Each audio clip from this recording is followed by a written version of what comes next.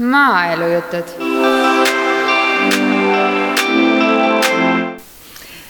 Tere vaatajad ja kuulajad, maaelujutud ja just see meenutuste pool alustab täna jällegi järjekordset salvestust. Ja täna on mul hea meel tervitada meie stuudios Lea Sudakovat, kes täna on Maaülikooli õppejõud.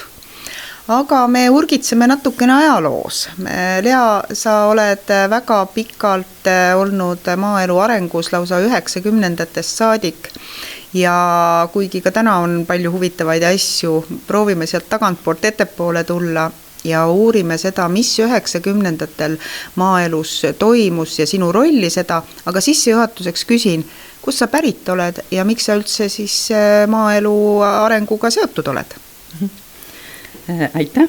Kõigepealt tahan öelda tere kõigile ja tahan tänada selle kutse eest, et ma ei ole tüüpiliselt tagasivaataja, aga mul on väga hea seda praegu koos Ave sinuga teha. Ja ma tahaks öelda, et ma olen pärit Kurepalust. Aga tegelikult ma olen sündinud Toomemäel Tartus, aga kui ma oma lapsepõlve mõtlen, siis ma tunnen ennast ikkagi maalapsena, et vanaema juurest ja see maalähedus on minu jaoks alati võib-olla kõige olulisem olnud ja maainimesed. Ja ma arvan, et sellest oli ka siis minu erialavalik, mis tookord oli põllumajandusülikool ja põllumajandusökonoomika ja ettevõtluse eriala ja sealt läks edasi siis ka magistriõpingud ka maamajandusettevõtluse erialal ja tegelikult ma olen nüüd ilusti tagasi jõudnud Kurepallu ja ehitasime maja endale Kurepallu ja sinna olengi oma juured lasknud. Väga tore kuulda ka, et täna oled panustamas ja maaelu eeliseid nautimas oma tänastes elus ja tegevuses. Aga lähme sinna juurde, sa oled seotud väga paljude märksõnadega ja hakkame neid otsast arutama pihta. 90-ndad tänapäeva noorel on raske aru saada kõik see, mis kokku kukkus, kõik see kolhoosi kord ja kui õnnetuks see maapiirkond mõnes mõttes jäi ja kes oli vilkam, läks tööle kas Tallinnasse või Soome, sest tõesti olukord oli raske ja hakkasid tulema siis, kuidas seda seltskonda, kes maal oli, edasi aidata. Siit tulevad siis sellised nagu esimesed siis partnerlused, Kagu-Eesti partnerlusprogramm, siis edasi Liider, taustal oli Kodukandi liikumine, millest me oleme siin ka rääkinud ja ka maaturism ja loodusturism ja täna sa tegeled sellega põhjalikumalt, aga millega sa siis alustasid seda maaelu arengus kaasa aitamist seal 90-ndatel? Lähme sinna juurde tagasi. Et minu selline töökoht, kus mu tõeline selline niinimetatud siis karjäär algas maaelu teemadel, oli tegelikult juhtimise kõrgem kool, mis oli siis põllumajandusjuhtidele kaadri ettevalmistamiseks. Ja see juhtimise kõrgem kool reformiti siis Maaelu Arengu Instituudiks.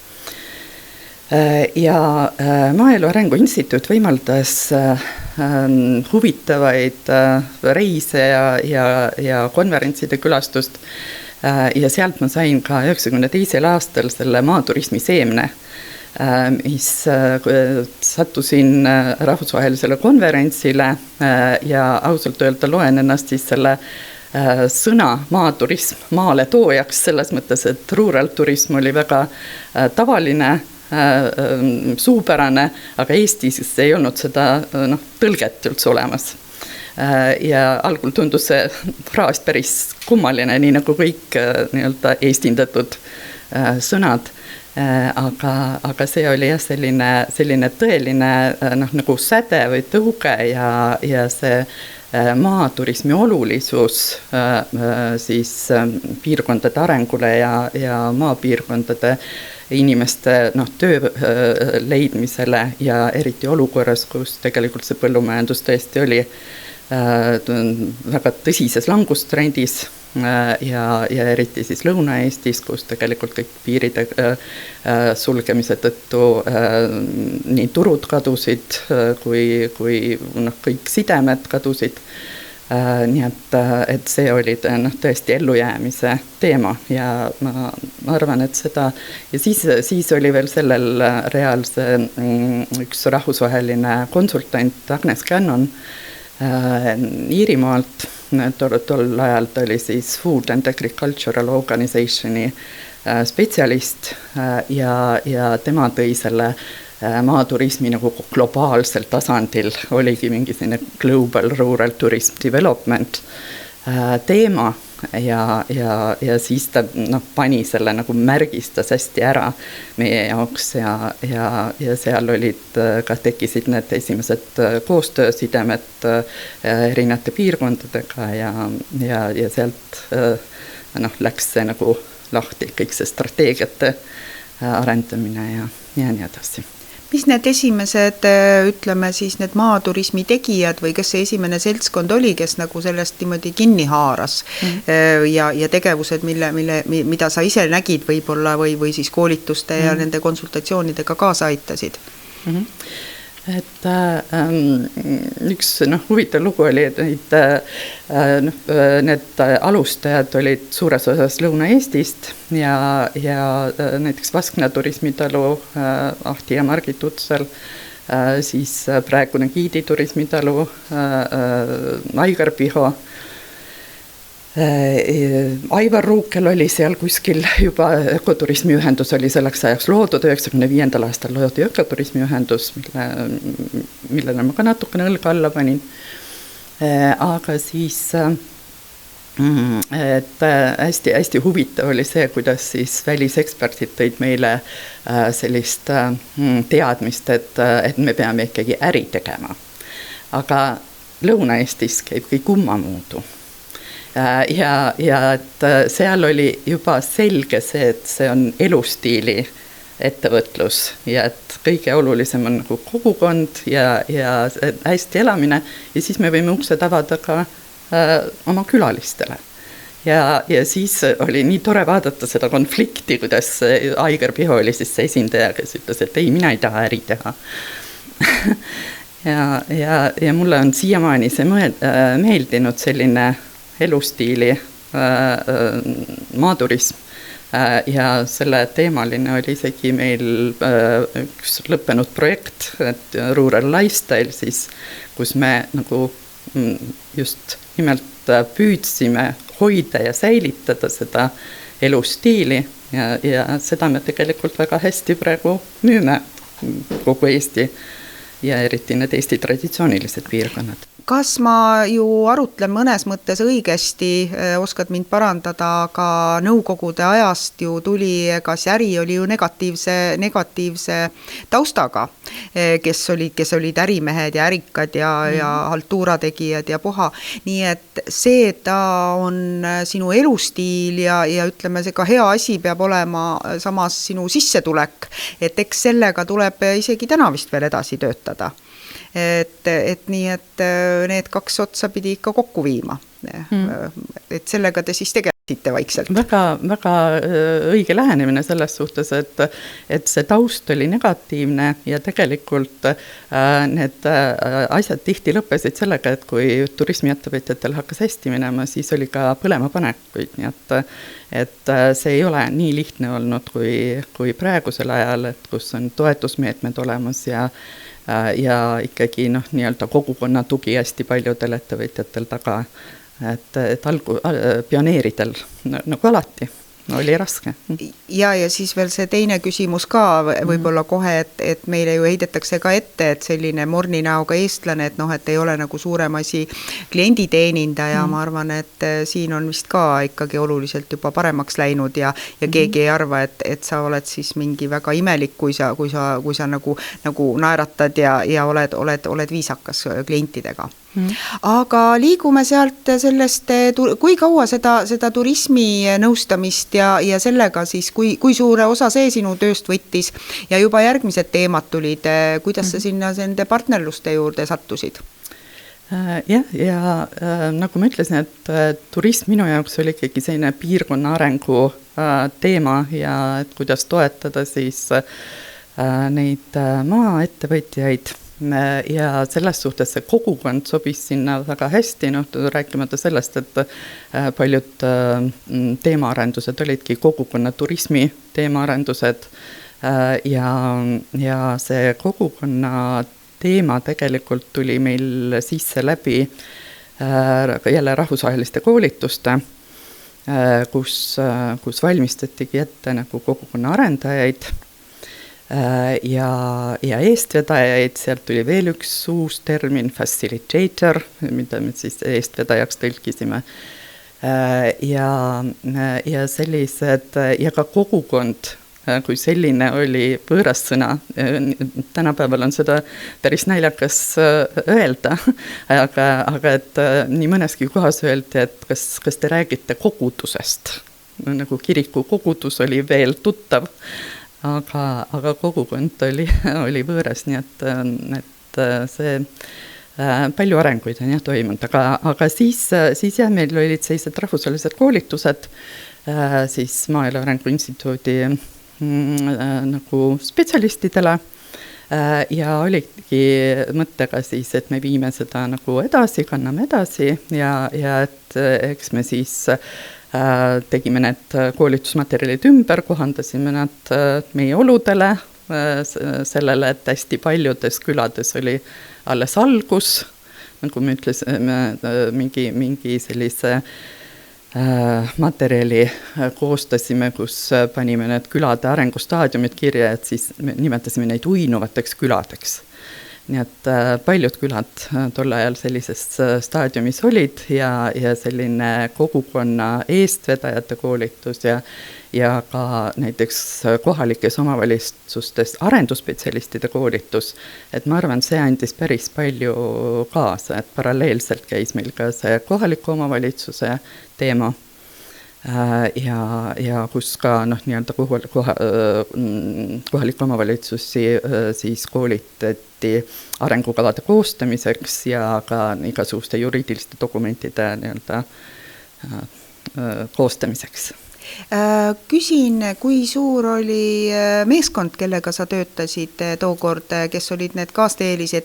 Sa ise said siis selle Maaelu Arengu Instituudi juhiks ja ka, ma saan aru, et ka nagu rahvusvaheline eksperdid ja nendega koostöö nagu oli ka pidev.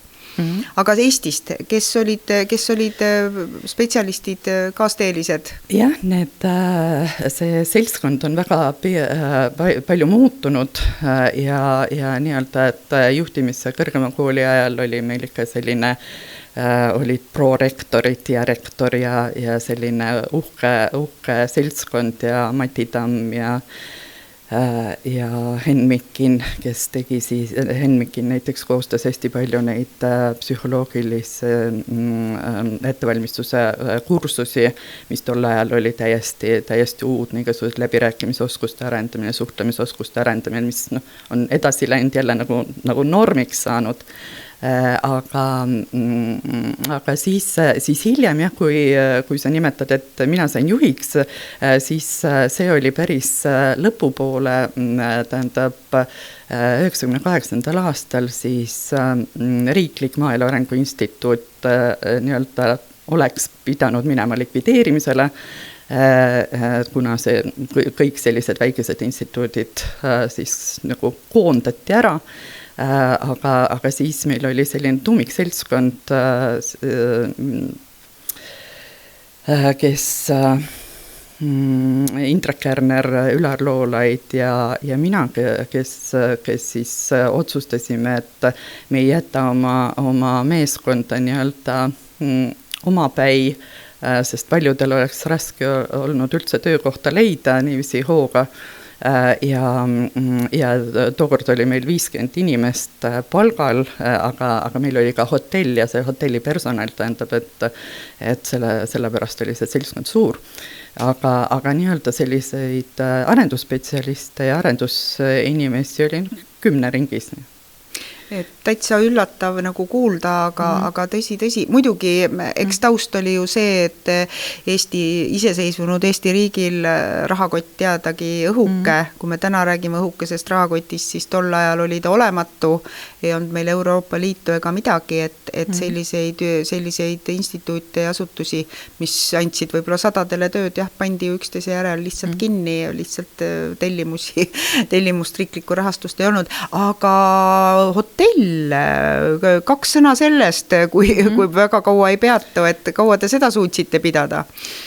No hotellis oli ka juhtimise kõrgemast koolist tuli üle ja kuna seal olid need pikad kursused, isegi 2 kuud järjest ja siis see hotell oli nagu hädavajalik, ta oli rohkem nagu ühiselamu, aga ta oli ikkagi tolle aja kohta päris viisakas. Kus see asus siis? Selles samas majas, kus me asusime Tuklase 13, kus meil olid ametiruumid ja 2 püstakut oli nii-öelda hotellis. Ja millal te selle hotelli nii-öelda ettevõtluse hotelliga lõpetasite? Siis me tükk aega veel rentisime teda välja ja siis, kui hakkas see nii-öelda palju kõrgematasemelisi hotelle tuli juurde, siis me panime ta kinni, aga me täpselt ei oska öelda kuskil 2000. Selge, aga et siis on olnud tõesti igasuguseid. Aga liigume sealt edasi, et sellise väiksema seltskonnaga ja väga tegusa seltskonnaga, mäletan seda ise, tegite siis nii-öelda seda tööd edasi, mida te olite juba enne teinud ja teil oli ka korralik nii-öelda pagas teadmiste osas olemas, mille pealt edasi liikuda ja ka palju rahvusvahelisi suhteid. Mis üldse tookord oli võimalik, millised need esimesed projektid olid, kust üldse oli võimalik raha ja nii-öelda siis ellujäämiseks seda palka siis teenida, et kes oli see maksev klient? Et jälle hea küsimus, et me tõesti saime hästi palju abi siis, kui Eesti oli see nii-öelda Euroopa Liidu assotsieerunud liige, siis oli hästi palju igasugust tuge väljastpoolt ja oli väga häid koolitusi ja projekte, aga oli ka üks selline projekt, kus meile õpetati siis käbide ja puupulkade peal kokku lugema näiteks kogukonna liikmeid. Ja see oli üks kord ka, kus me tõeliselt hakkasime protestima ja see projekt nii-öelda lõpetati ära, aga see kasu sellest projektist oli suur, sest sealt me saime selle osalushindamise metoodika ehk participatory rapid approach ja seda osalushindamise metoodikat ma kasutan siiamaani ja õpetan tegelikult ka oma tudengitele, et need kiirmeetodid, kuidas saada teada kogukonna ressurssidest ja võimalustest ja mis iganes probleemidest, see väga, väga hästi toimis.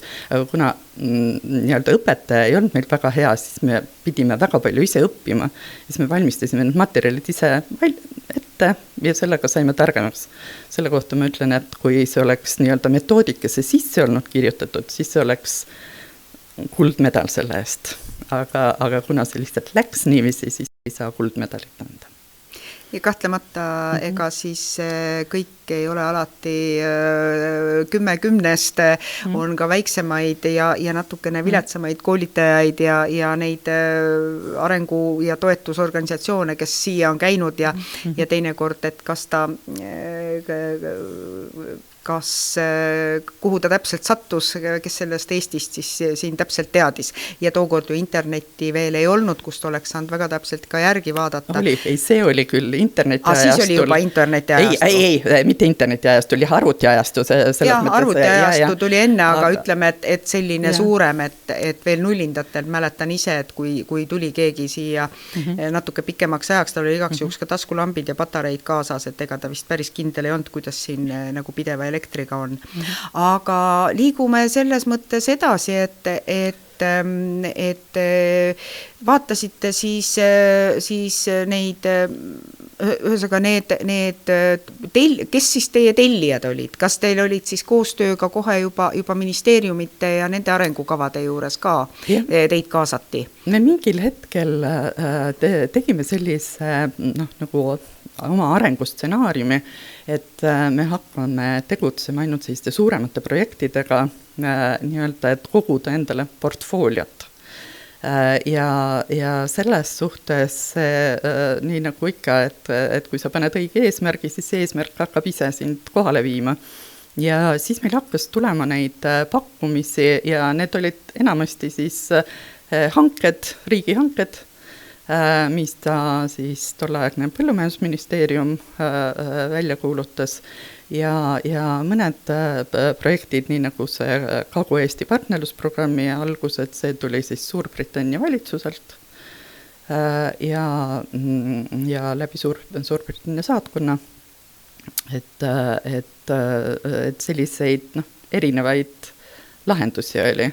Räägime natuke Kagu-Eesti partnerlusprogrammist, et me ei saa eeldada, et kõik meie vaatajad-kuulajad on vaadanud ka meie teisi saateid, kus me oleme seda natukene avanud.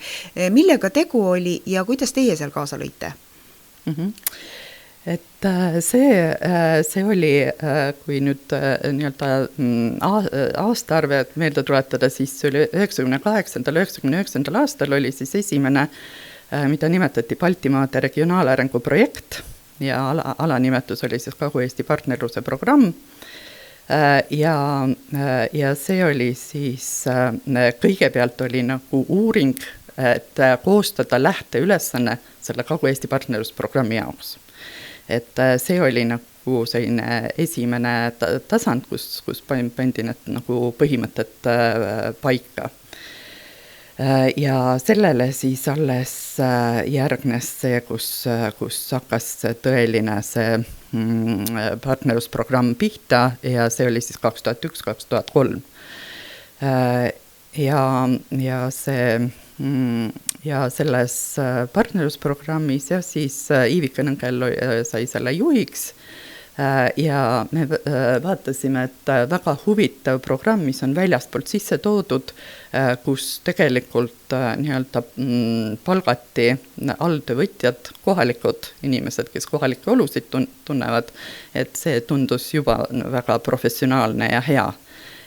Ja palgati siis meid Maaelu Arengu Instituudi spetsialisti. Saite seal ennast avada, et nii palju veel, et see oli siis esimene see partnerlusprogramm ja partnerlus, mis täna on ka juba tuntud sõna, tookord oli ta ka uus sõna, uudissõna ja kus siis taheti 3 sektori, erinevate sektorite koostöö, mis oli paljudele ju täiesti uus ja arusaamatu ja vallad vaatasid, et me ju teame, mis meil vaja on ja maakonnad vaatasid, me ju teame, mis vaja on, et miks me peame siia kaasama kodanikusektorit ja ettevõtlussektorit.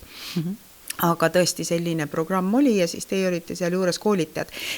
See oli siis Valga, Võru, Põlvamaal toimus, see oli üks piirkond, mis välja valiti. Nagu pilootpiirkond. Pilootpiirkonnana, Lätis, Leedus toimus ka. Ühes vestluses siin just natukene meenutasime neid aegu. Ja teie käisite uurimisega või koolitamisega? Et võt see uuring oli nagu eelnevalt, aga siis me saime, seal oli päris palju rolle, mida siis meile usaldati ja üks oligi siis see kogukonna kaasajate koolitus, siis oli maaelu arengu spetsialistide koolitus. Et selles suhtes ka neid 3 sektorit kõike nagu hõlmata. mis iseenesest oli uudne ja tegelikult väga raske. Ja üldse sellele arusaamisele jõuda. Inimestele tuli tükk aega selgeks teha, mis see siin täpselt on, eks ole. Ka olulised, et need otsused tuleb ikkagi teha selle taseme inimestega koos, keda need otsused puudutavad, sealt tuli see osalusdemokraatia mõte. Ja siis olid maaelu arenguspetsialistidel oli praktikad, nende juhendamine siis oli ja siis Iivike Nõgel vaatasin tema intervjuud ja temaga rääkis nendest valgete laikude pilootaladest ja minul konkreetselt oli Prangli piirkond, Karisilla küla ja Mikitamäe. Need olid Põlvamaal või need olid seal erinevad siis Karisilla ja Mikitamäe on Põlvamaal ja Prangli on vist Võrumaal. Nojah, see piirkond, mis oli seal, mis pilootala oli seal. Ja see, kuna see projekt oli see vaesuse leevendamise projekt, mille kohta nii-öelda riiklikult tasandilt öeldi, et meil Eestis vaesust ei ole, ja siis me jõudsime selliste nagu Prangli küla, kus siis oli probleem selles, et oli see 3-kordne kolhoosi elamu, kus 10 aastat on kanalisatsioon ja vesi puudu. Ja nii nad siis seal elasid ja nende häält mitte keegi ei kuulnud. Ja siis minu roll oli siis aidata nende häält nähtavaks teha, kuuldavaks teha. Ja eks see võib-olla selle hääle kuuldavaks tegemise oskus oli ka vist vajaka, olen ma seda lugu kuulnud, et ka seda pidi õppima. Absoluutselt, sellepärast, et aeg-ajalt nad käisid lihtsalt kaeblemas, aga nad isegi ei osanud oma probleemi kirja panna. Ja vähe sellest, et lahendusi pakkuda. Kõik sellised asjad. Kagu-Eesti partnerlusprogramm oli nii-öelda taimelavaks Eestis ja hüppelauaks, kui Eestisse tuli juba liider. Esimeseks partneriks oli Kodukant jällegi, kes organiseeris koolitusi. Kas te olite nende koolituste juures ka tegevad? Kui Kodukant oli partneriks, et meenuta seda aega ka natukene. Ja, see koostöö Kodukandiga ja üleüldse varem ütlen veel ära selle, et me teostasime ka siis selle Kagu-Eesti partnerlusprogrammi monitooringut ja aitasime neid arengukavasid koostada. Aga ja veel huvitav asi oli, et meil oli selline väljastpoolt vaatleja või osalusvaatleja Aet Annist, kes tegelikult selle loo kõik kirja pani oma raamatusse, et midagi taolist või pealkirja, et arendame kogukonda sotsialismi järgses ühiskonnas. Tema kaitses selle Inglismaal ja sellepärast oli see sotsialismi järgne ühiskond oli seal väga olulisel kohal. Ja, päris huvitav ei ole sellega kokku tegi doktoritöö sellel teemal. Ja, muidugi, jah, et võib-olla tõesti me hüppasime väga kiiresti siin minu küsimusega edasi. Aga see on see sama jätku tõesti, et siis edasi hakkas siis Kodukant juba tegelema sellega, et teha neid külade arengukavade koolitusi ja see oli siis projekt E-Village ja siis meie saime siis Saare, Lääne ja Hiiumaa piirkonna ja siin on jälle üks huvitav teema, et kui mul varem oli ja meil nii-öelda selle Maaelu Arengu Instituudis oli kogemus valla arengukavade koostamisega ja siis jäi alati see suur küsimus õhku, et me paneme igasuguseid asju kirja, aga kes seda täitma hakkab tegelikult. Ja mõnede asjade puhul, ja kust see raha võetakse. Siis kui me külade arengukavasid tegema, siis oli see täiesti selge, et niikaua kui seal täitjad taga ei ole, niikaua ei ole mõtet üldse neid punkte kirja panna ja et küla arengukaval oli igal teemal oli oma täitja ja kui seda täitjat ei olnud, siis seda teemat seal ka ei saanud olla. Ja et see on nagu jälle selline nagu koolitus eluks, et mida rohkem rohujuure tasandile sa lähed, seda rohkem sa saad nagu aru, kuidas need asjad toimuvad. ja sealt veel üks selline näide, et näiteks kui maaturismi areng oli siis 2000. aastal ka ühe projekti raames, siis seal Franz Ziegler oli seal see projektijuht, ta oli nii, ei oskagi ta kodakondsust öelda, ta elas erinevates riikides, sealhulgas Prantsusmaal, aga et tema ütles niiviisi, et ei ole mõtet strateegiat üldse koostada, kui ei ole seda elluviivat organisatsiooni. Ja tänu sellele seda ei olnud algselt projektis kavas, aga kuna tema selle nii kindlalt välja ütles, et umbes ma lähen koju tagasi, kui nii lihtsalt strateegiat hakatakse tegema. Ja siis ta suutis Põllumajandusministeeriumi nii kaugele viia, et lubati teha see organisatsioon ja siis loodigi see maaturismi ühing, mis siiamaani minu arvates on väga hea sotsiaalne partner riigile, suurepärane näide sellest, kuidas liikmesorganisatsioon tõesti oma liikmeid toetab ja kuidas nad oskavad seda raha väljastpoolt sisse tuua, et oma liikmeid toetada, et maaturismi nähtavaks teha. Raili Mengelit ja Katrin Pappi ei saa siin kuidagi märkimata jätta. Jah, tõesti, kõik need lõunanaabritega väga palju koostööd ja üle Euroopa, nii et selles mõttes väga, väga tubli organisatsioon. Tahan ikka jõuda ka sinna liidri juurde. Maaelu Arengu Instituudil on umbes 2-aastane ajalugu selles, kui te olite esimene liidri infopunkt Eestis. Ja taustaks siia ütlen siis nii palju, et liider oli see, mis vajas igal maal, kui ta sinna jõudis, seda kolme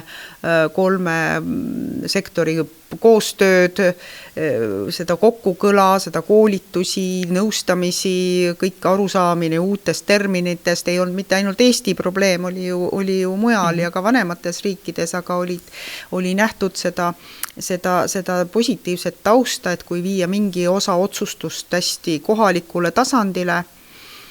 Ja see oli see liidri põhiline teema ja teada oli, et Euroopa Liit tuleb, et tuleb ka Eestisse liider ja see oli ka üks suuri lootusi kodukandi tegimistele ja kus ka teie osalesite, et siit tulevad ka reaalsed võimalused rahastada kõiki neid ideid ja asju.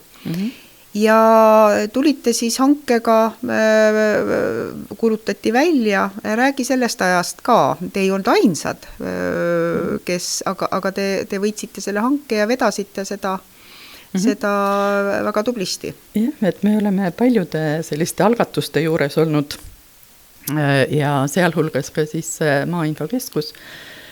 Ja see, ma arvan, et see oli selles mõttes päris loogiline jätk. Ma täpsustan, liiderkeskus. See, see oli liidri infokeskus. Ta laienes üle kogu maaelu juba järgmisel perioodil, aga see esimene oligi, et just see üleminek. Aitäh märkuse. Aga ega seda ei mäletagi nii, et kui keegi mäletab, siis saabki täpsustada natuke. Liider infokeskus, et see oli ilmselt päris loogiline jätk sellele Kagu-Eesti partnerlusprogrammile ja neid arenguid oli samaaegselt oli ka see nõuandeteenistuse keskus ja põllumajanduse informatsiooni ja koordineerimiskeskuse algatused meil. Nii et päris paljude asjade juures. Teil oli päris mitu asja. Aga liidri tegevusgruppidega, tähendab, ütleme, teie tööks selle liidri infokeskuse ajal sai siis piirkondade aitamine, et nad formeeriks liidertegevusgrupid, sest Eesti riik siin väga, üldse ei tahtnud kaasa aidata, see oli tõesti hästi altpoolt ja võeti väga täheliselt, nii et mäletan, kuidas teie tõite infot, et vot seal nüüd juba räägivad omavahel, seal me oleme käinud, seal me oleme nõustanud, et see oli nagu siis orgaaniline jätk sellest, mis te olite juba teinud või oli teil, kui palju te välismaal olite käinud vaatamas nagu päris siis liidrit, et teil oli arusaamine, mis seal selles programmis toimub, et kuidas seal need arengud olid? Ma olen hilisematel aegadel käinud neid liidergruppe vaatamas, aga tol ajal tegelikult meil ei olnud minu teada üldse neid võimalusi, et ühelt poolt me olime nii hõivatud selle oma maal tegevusega, aga ta oli siis pigem loomulik jätk nendele küla arengukavadele ja valla arengukavadele, sest mida imeteks, siis enam-vähem samu asju ju pidi vaatama, eks ole. Et lihtsalt, et see protsess jällegi oleks erinevus oli see, Kagu-Eesti partnerlusprogramm tegelikult oli selle loogikaga. Oli see sama loogika, ainult et ta oli laiem natukene, eks ole, see sotsiaalteemad ei mahtunud sellesse põllumajandusministeeriumi, ütleme, haldusalasse ja neid te siis käisite tugimas. Mis sellest ajast meeles on nendest konsultatsioonidest või nendest, kes siis käidi, sest siis oli ju vaja ka mitu valda koostööd teha, see oli ju natukene jälle erinev. See oli väga, väga tõsine teema tegelikult ja võib öelda, et see oli praeguse selle valdade reformi aluseks, sest et paljud koostööd tegelikult sealt alguse said, aga tol hetkel oli see valdade koostöö, vaadati väga kriitiliselt sellele ja et seal oli ju, et mõnes kohas 3 valda, mõnes kohas lausa 5 valda koos, et seda tegevust tuli tugida ja see tuli lihtsalt fakti ette panna, et see piirkond peab olema teatud arvuga, et vastasel juhul ta ei kvalifitseeru kui liidertegevuspiirkond ja siis niiviisi kuidagi õnnestus neid. Aga seda toetust oli tõesti väljastpoolt vaja, et vallad hakkaksid omavahel koostööd tegema. Sest seal oli nii kodukandi, ütleme juba kohtadel, aga väga palju oli vaja tõesti valdasid nügida, aga tulemus oli ju väga hea, nii et tänu ütleme sellele teie tööle ja nõustamisele ja kohapealsetele infopäevadele, infotundidele, seminaridele. Esimene periood sai siiski nii, et kuskil 90% või kuskil sealkandis oli Eesti maapiirkond kaetud ja tuli 24 ja 24 tegevusgruppi, 2 liitus siis hiljem. Ja huvitav on seda vaadata, et muuseas need 2 hilisemat olid siit Harjumaalt, et sama protsess oli ka Lätis. Et just Harjumaa, need pealinna lähedased, et ju seal siis see elu on nii palju teistsugune, et nemad ongi natukene aeglasemalt siis selle kogukonna või ei ole vaja koostööd teha, et niigi on elu hea. Just täpselt, võib ka nii öelda, nii et see oli teil tubli töö, kuni siis oligi uus periood tuli ja siis läks juba ikkagi riik võttis oma kätte ja juba tuli siis nii-öelda maaelu Maainfokeskus oli tegelikult olemas, maaelu võrgustik loodi siia juurde, nii et me nimetame seda ikka see Rural Network ja Rural Network Unit, kus seda siis natukene laiendati. Et teie töö siis sellega lõppes, aga tõesti see oli nagu pikk ja viljakas panus. See päris ei lõppenud selles mõttes, et me panustasime ka hiljem nende strateegiate loomisse, et meie Ülariga olime siis seda Piirivere liidri nagu konsultandid ja me aitasime neil seda teha, ja see oli isegi mitu strateegiaperioodi. Jah, sest esimene periood oligi nii, et ainult sai see Kagu-Eesti partnerlusprogrammis osalenud 3 maakonda, ka 3 tegevusgruppi, said tõesti ka projekte rakendada, aga ülejäänutel algaski strateegiate loomise periood ja seal oli siis juba siis tuntud ekspertidena teid siis kaasa, nii et Piirivere ja veel mitmed. Et väga paljud kasutasid eksperte, ma ei tea, kas oli üldse kedagi, kes nagu päris omaenese tarkusest selle kokku pani, sest samamoodi Nojah, et need eksperdid ikka tulid kuskilt sellest algsest seltskonnast, et Aimar Sokk ja siis meie punt ja Ivika ja et neid konsultante ikka kasutati, jah. Siis teinekord oli vaja väljastpoolt kedagi, kes aitaks võib-olla seda seltskonda isegi nii-öelda kokku tuua. Ja ka nagu modereerida tegelikult. Modereerida, just. Et see ongi see, et kui tulevad nagu kohaliku omavalitsus, ettevõtjad ja kogukond, nad nagu võivad teineteisest mööda rääkida ja siis on seda natukene vaja nagu kokku tõmmata ja modereerida. Kas sa oled hiljem nagu otseselt ka seotud mõne tegevusgrupiga? Oled sa olnud kuskil juhatuses kuskil või oled jäänudki selliseks konsultandiks? Ei, nüüd viimasel ajal ei ole üldse, et kuna töökoormus Maaülikoolis on niigi üle pea igalt poolt, et korra piiriväle liider veel tegi mulle ettepaneku, et kas ma tuleks appi, aga ma pidin lihtsalt neile ära ütlema, et see on tõeliselt väga raske töö sellesse kõigesse süveneda ja see strateegiadokumenti ikkagi kokku panna on selle konsultandi vastutus ka. Et siis ma seekord ei võtnud seda, aga mul oli igal juhul tore näha alati neid, et kes on nagu lendama aidatud ja kes edasi väga hästi ise tegutsevad. Kuidas liider on sinu jaoks, kas ta on oma eesmärki täitnud või on ta isegi ületanud, ei osanud isegi nagu unistada sellest? Tol ajal selles päris alguses me muidugi ei osanud seda unistada, aga samas tol ajal me unistasime rohkem sellest, et antakse rohkem iseseisvust reaalselt kohalikele tegevusgruppidele.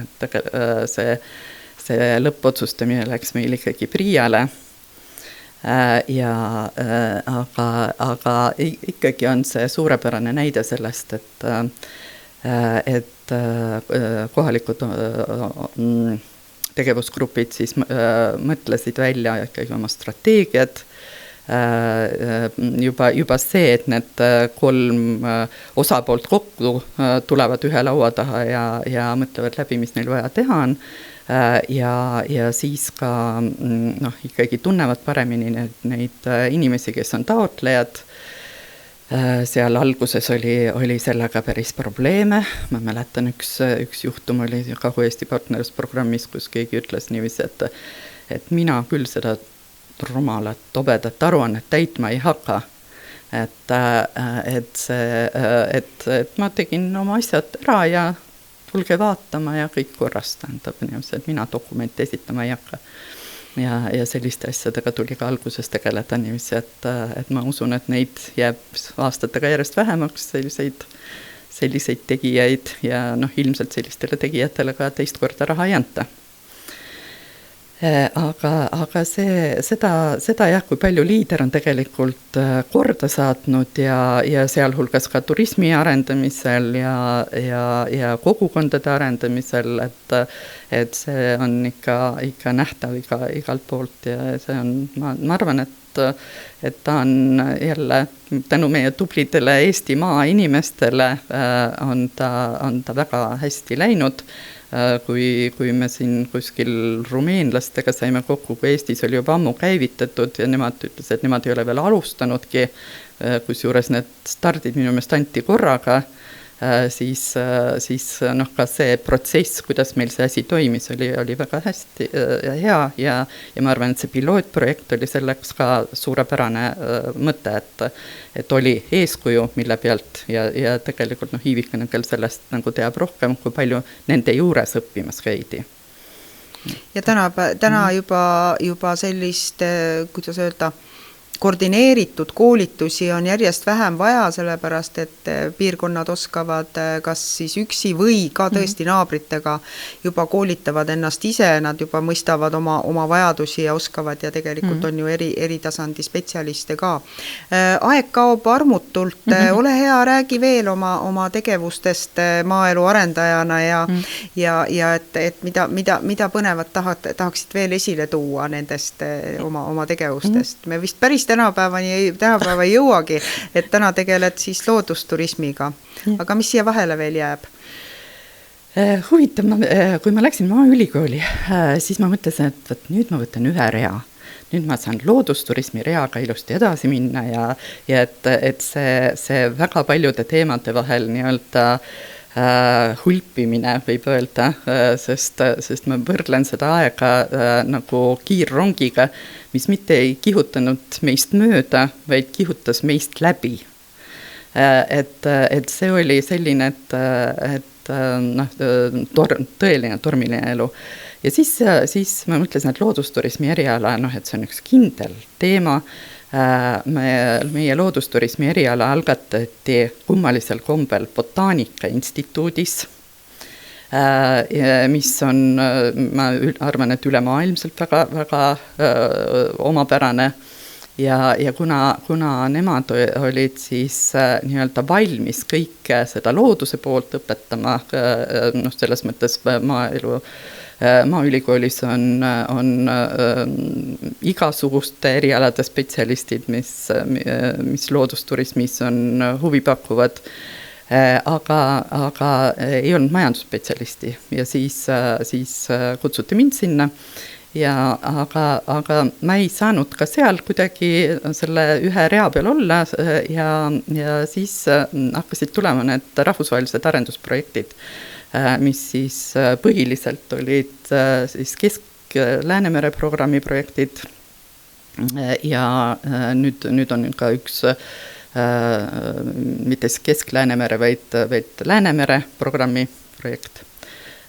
Ja näiteks praegu on meil käsil siis väga huvitav projekt hästi paljude partneritega, mis on madalhooaja turismiteenuste arendamine ja eriti hea on see, et kuna seal on siis Rootsi, Soome, Eesti, Läti, Leedu, sealhulgas siis Ahvenamaa saared, et väga hea on luua siis sellele madalhooajale või tumedale, pimedale hooajale selline hea bränding ja seal on ka väga head spetsialistid selle jaoks, tähendab, ma loodan, et sellest te veel kuulate, et kuidas see nagu toimima hakkab. See praegu esimene aasta on möödas, aga on ka tehtud väga olulised uuringud ja umbes see põhimõte, kuidas me seda müüma hakkame siis ka kaugematele turgudele, need on juba välja töötatud.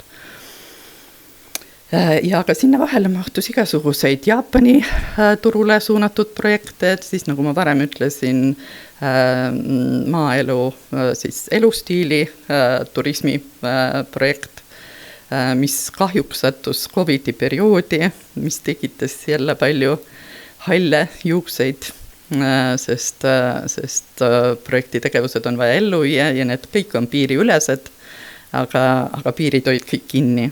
Ja siis seal jälle pidime tegema viimase 3 aastaga 3 aasta tegevused ära ja meil õnnestus see. Nii et selliseid jah, see projektide lehekülg on mul ka hästi pikk ja kui ma seda vaatasin ka tagant järgi, et siin on üks 12, 13, 14 sellist 3-aastast suurt tõsist rahvusvahelist projekti. Ja kui ma veel vaatasin, et taustaks on kogu aeg olnud ka siis tudengite juhendamine, et ainuüksi magistritöö juhendamise on praeguseks 31 ja 2 korda nii palju on kindlasti bakatöö juhendamisi. Et ja õppetööd on ka päris heas mahus. Väga suur tänu, Lea, kõige selle eest, mis sa oled teinud, kirju ja kindlasti stressirohke, aga kindlasti suurt rõõmu pakkuva, kui sa näed ja saad ise olla abiks kõigele sellele arendamisele, sest väiksele Eestile iga inimene on palju suurema osatähtsusega kui suures riigis. Väga tänan sind selle toreda meenutuste ja jutude eest, meil jätkuks siin veel tükiks ajaks, aga seekord siis ma tänan meie külalist Lea Sudakovat ja soovin sulle kõike head ja sinu nii õpetamisel kui edasi õppimisel ja uusi väljakutseid. Aitäh! Aitäh! Mina ka tänan, et sa kutsusid mind siia, et ma sain seda meenutust teha ja tänan kõiki, kellega mul on olnud koos elatud aeg. Mulle väga meeldib see, et kõik need maainimesed ja toredad inimesed, kes mind on õpetanud.